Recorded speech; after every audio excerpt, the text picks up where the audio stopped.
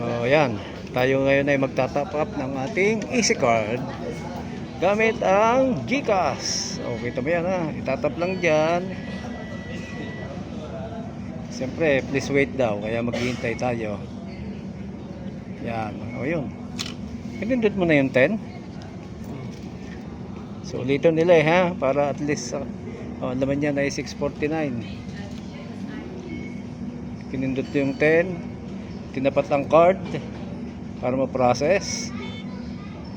Then, yun na. Meron na 16.49. Okay na yung 10. Yan, pipindutin yung 10. Kasi yung 10 ang pinakamaliit. $10. Tapat, i-scan ang card. Ayaw na. 14.49. So, sana makatulong. Ipasan ninyo kung kayo ay natulungan. Bye-bye. God bless. Peace.